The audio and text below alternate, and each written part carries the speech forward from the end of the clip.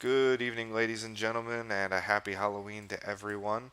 Um, First things first, I didn't quite get as far as I wanted to tonight, but that isn't to say I didn't make some significant progress. So I'm going to get right into it. I actually got a few things in place, including some visual effects, which I know D is all about. Um, So I've got them queued up to key presses, but I'll also show them in action in the actual game. So I've got some smoke effects specifically for when the fusion engine is damaged in different stages. So first hit will just look like a little bit of steam like that, just a little bit of white smoke. Second stage of damage is a little bit of a gray smoke. And then the third stage in near death is a black, thick smoke coming from the mech. And you can see that it is coming straight out of the top of the mech there. Okay, so next thing is the destruction of the mech. So there's two destructions, and you'll see an effect that I call the detonate effect. We can use this for ammo detonation as well. So there we go. Now the mech, this is what'll signify the mech being out of commission. And at different angles you can see what that looks like. So the mech is literally on fire there. And then um, without the explosion, it just looks like it catches fire with a little bit of black smoke mixed in there. Um, I don't believe this is going to be too processor heavy, and I can actually put in some settings to ensure that if your computer can't keep up with it, we can either dull this down or completely eliminate it and just put an icon over it or something. So we'll have to do some significant testing there. I also have a few other things, but I'll have to fire up an actual game. As I'm going into that, though, I will talk to you guys about the fact that I did pick up Heavy Metal Pro. So I actually have the full-on statistics for the majority of the mechs, and I can pump out BV values and different things like that. Um, so let's fire up a series of these. Now this will probably be a little bit of a longer video because of just some of the prerequisite things that I have to do to be able to get this stuff shown off. So Eric, launch, tricky, log in, join. So I'm nearly to a stage in which battles can actually start taking place. Now that isn't to say that it's perfect yet. So here I'll show off. One of the things that Matt Buck requested was a UTC ISO timestamp, and as you can see there, it shows a timestamp, the user that sent it, and you'll see the timestamps match.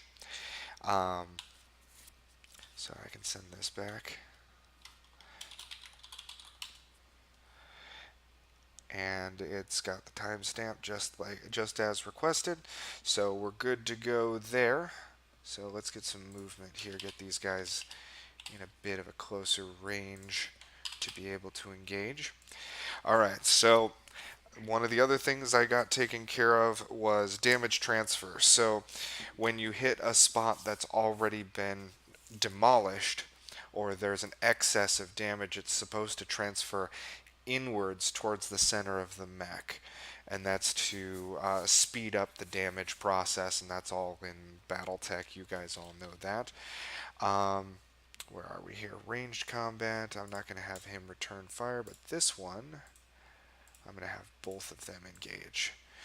And if you watch over here, you'll see the damage applied.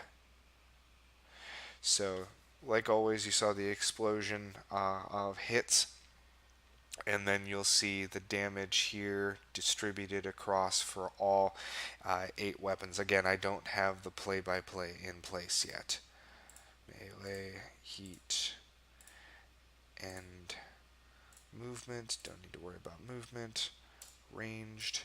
Alright, so since all the weapons are pre-selected for both of these, because we haven't changed targets and we don't want to change the weapons, all I have to do is hit end turn and it will automatically fire. And you'll notice that it just caught fire. That thing is dead. Thoroughly. So there you go. And you can see how damage all transferred in and got that all taken care of. So I also have the crit locations in place, and also when a mech is destroyed, I can't select it. I can't do anything with it.